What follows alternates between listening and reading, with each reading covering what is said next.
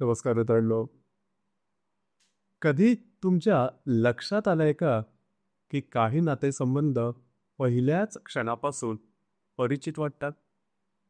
जणू काही ही व्यक्ती अनेक जन्मापासून आपल्याला ओळखते. कर्कपुरुष आणि कन्या स्त्री यांचं असंच काही नातं आहे. चंद्राच्या शांत लाटांचा आणि बुधाच्या संयमी प्रवाहाचा हा संगम आहे.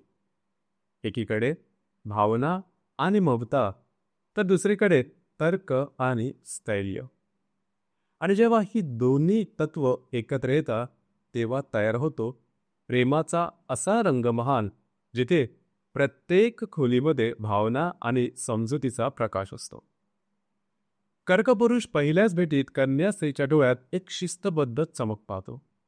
तिच्या हालचालीत, बोलल्या आणि उपस्थितीत एक प्रकारचा नीटनेटकेपणा आहे. ती फार गोड हसत नसली तरी तिचं हसू ह्याला सुरक्षिततेची भावना निश्चितच देतात. कन्यास्त्री मात्र या पुरुषाच्या डोळ्यातल्या भावनांचा समुद्र पाहते. कधी कधी ती विचार करते, इतकी माणसाच्या मनात डोकावणारी नजर मी आधी कधीच पाहिली नव्हती.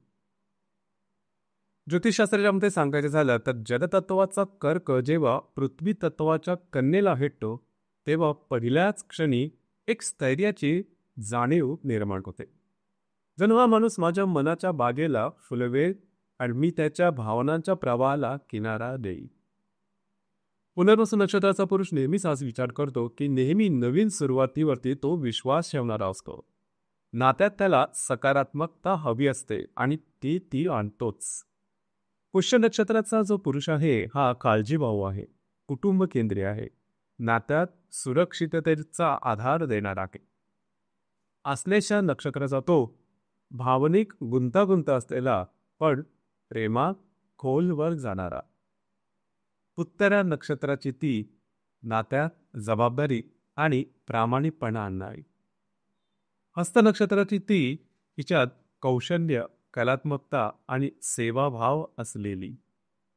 चित्रा नक्षत्राची थोडी रहस्यमय, थोडीशी चिडचिड करणारी, नात्यात रंग आणणारी आणि नवेपणा ठेवणारी.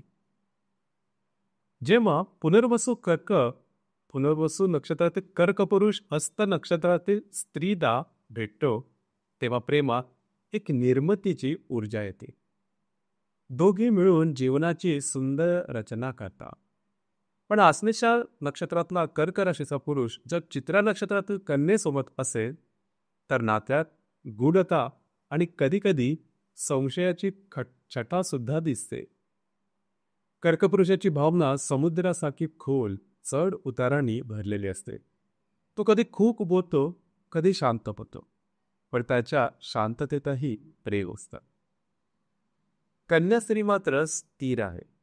तिचा स्वभाव नीटनेटका आहे, जिथे प्रत्येक गोष्ट योग्य ठिकाणी असते.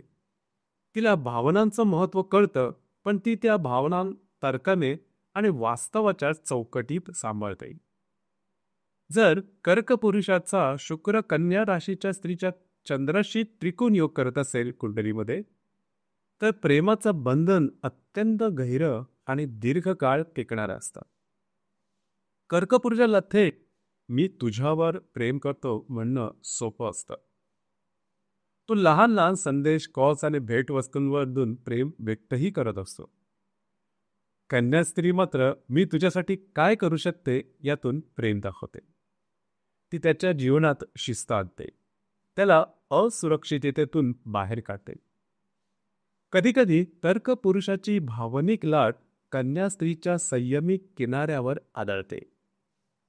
तो तिच्याकडून भावनिक प्रतिसादाची अपेक्षा करतो, पण ती तेवढ्या तीव्रतेने प्रतिसाद देत नाही. कर्कपुरुष आपल्या कन्या प्रेयसीकडे एक भावनिक घर बांधतो. तो तिला सुरक्षिततेचा आधार देतो.